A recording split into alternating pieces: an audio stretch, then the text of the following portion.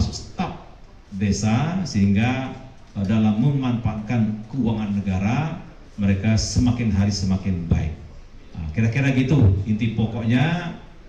Sekali lagi kami datang ke sini mengucapkan terima kasih yang sebesar-besarnya kepada Pak Jaksa Agung dan jajaran, karena setelah sungguh-sungguh dan tanpa kenal lelah membantu Kementerian Desa dan Pembangunan Daerah Tertinggal melalui program Jaga Desa, yaitu ada website atau izin Bapak, saya dari kompas.com. Ini kan menanggapi, ini kan kemarin kalau tidak salah Pak Mendes juga sempat ke KPK ya Pak ya, untuk melaporkan adalah mungkin penyelewengan dana desa yang mungkin ujung-ujungnya itu digunakan judo dan website fiktif kalau tidak salah. Pertanyaan saya, apakah mungkin hari ini kedatangan ke Kejaksaan Agung juga untuk mendalami hal yang sama, atau mungkin seperti apa sih Pak?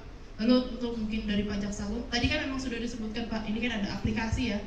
Tapi apakah dari Kejaksaan Agung itu nantinya atau saat ini sudah berjalan satgas khusus Pak untuk mengawasi lah penggunaan dana desa ini seperti apa? Lalu sedikit soal di luar soal acara untuk Pak Jaksa Agung secara khusus, ini kan pajak kejaksaan kembali diminta untuk berkontribusi lah untuk mengawasi satu jalannya kementerian. Belakangan ini kan kejaksaan juga sedang mengusut kasus-kasus besar nih Pak, terutama soal BUMN. Tapi di akhir kemarin itu Pak Febri, bawahannya Bapak itu sempat dilaporkan ke KPK. Apakah mungkin dari Kejaksaan Agung itu sempat melihat itu, apakah ini akan mengganggu pelaksanaan proses penegakan hukum atau seperti apa sih Pak? Terima kasih. Ya, jadi terima kasih dari kompas.com.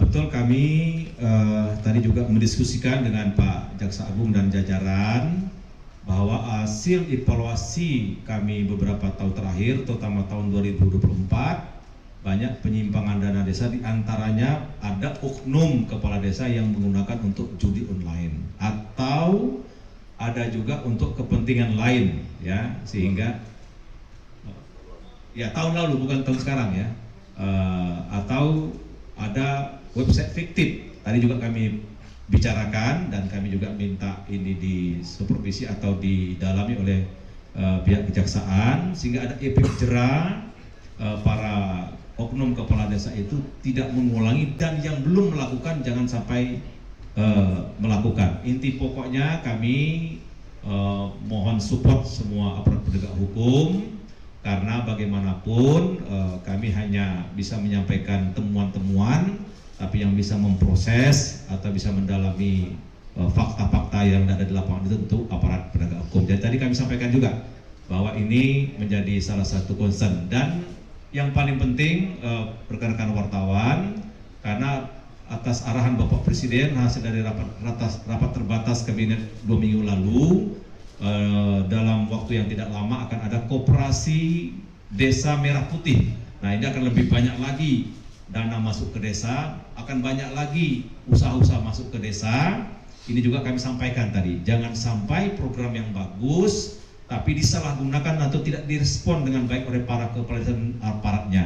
Jadi tadi kami sudah sampaikan juga, koperasi desa merah putih ini harus kita dukung 1000%, karena ini insya Allah bisa menciptakan bangun desa bangun Indonesia dan bisa merealisasikan Astra Cita ke-6 Bapak Presiden Prabowo. Itu yang kami sampaikan tadi. Terima kasih. Ya, jadi pada dasarnya pendampingan ini full kita kerjakan, dan baik dari segi preventif maupun represif.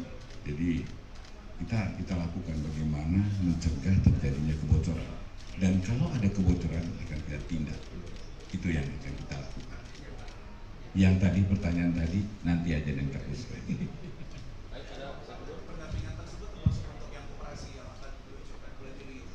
Iya pasti. Iya semuanya. Pasti semua. Semua program yang ada di Kementerian. Iya.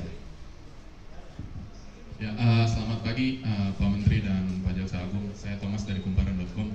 Mungkin buat Pak Menteri, ini untuk tadi kan disebut kebanyakan yang udah termonitor itu yang di tahun lalu ya, betul, yang penyelewengan itu. Nah, boleh tahu nggak besaran dan angkanya itu berapa gitu yang terjadi di situ? Terus buat Jaksa Agung, mungkin ini kembali menyerempet keluar Pak, ada info kalau ada grup WhatsApp yang bernamakan orang-orang senang itu yang diisi oleh para tersangka diduga korupsi minyak Pertamina. Itu benar adanya apa enggak Pak? Terima Ya, makasih. Jadi persoalan data, berapa angkanya, kemudian siapa oknumnya, sudah lengkap kami dapat dari PPATK, dan itu kami serahkan kepada aparat penegak hukum. Biarlah aparat penegak hukum yang akan mengungkap secara lugas dan terang benderang. Jadi kami di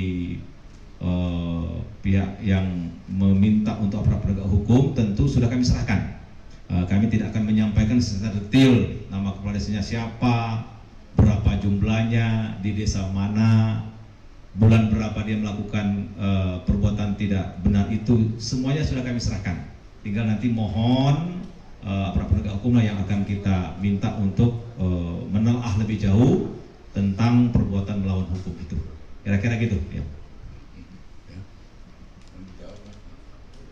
Tapi gini aja Pak, tentang grup WhatsApp kita lagi dalami, karena di tahanan tidak boleh membawa alat komunikasi.